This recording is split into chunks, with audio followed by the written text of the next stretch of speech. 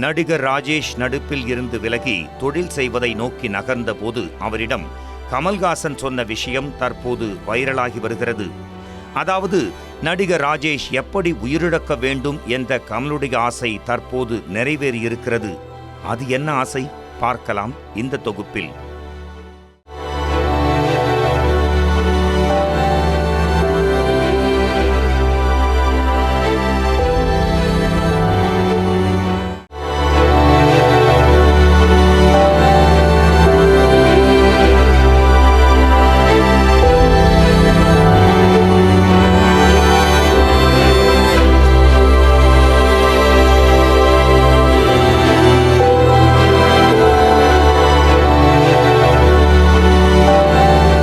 தமிழ் திரையுலகில் 1970 மற்றும் 1980களில் முக்கிய நடிகராக விளங்கியவர் ராஜேஷ்.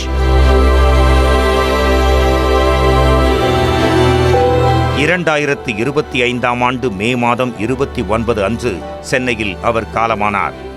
75 வயதான அவர் திடீரென்று ஏற்பட்ட மூச்சுத் திணறல் காரணமாக மருத்துவமனையில் அனுமதிக்கப்பட்டும் சிகிச்சை பலனின்றி காலமானார்.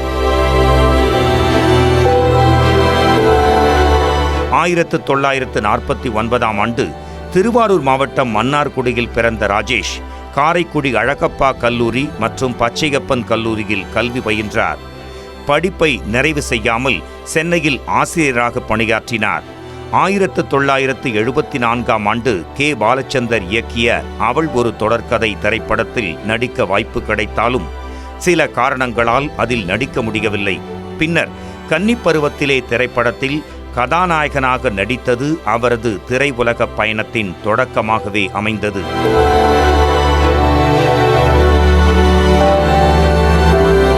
நூற்று 150க்கும் மேற்பட்ட தமிழ், தெலுங்கு மற்றும் மலையாள திரைப்படங்களில் நடித்த ராஜேஷ் அந்த 7 நாட்கள் போன்ற படங்களில் சிறிய வேடங்களில் நடித்தும் தனது நடிப்பு திறமையை வெளிப்படுத்தினார்.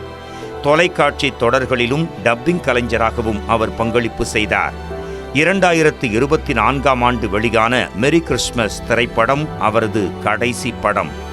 2012ஆம் ஆண்டு அவரது மனைவி காலமானார்.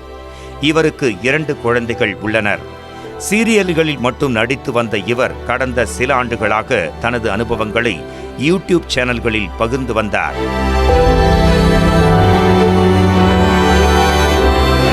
அதன்படி அவர் சமீபத்தில் அளித்திருந்த ஒரு நேர்காணலில் சினிமாவை விட்டது ஏன் என்பது குறித்தும், கமல்ஹாசன் அவரிடம் சொன்னது என்ன என்பது குறித்தும், அவரது ஆசை குறித்தும் மனம் திறந்து பேசியிருந்தார் ராஜேஷ். அதில் தன்னை போன்ற குணமுடையவருக்கு சினிமா சரியான இடம் இல்லை என்றும், இடையில் JPR மூலமாக ரியல் எஸ்டேட் பிசினஸில் இறங்கியதாகவும் அவர் கூறியிருந்தார்.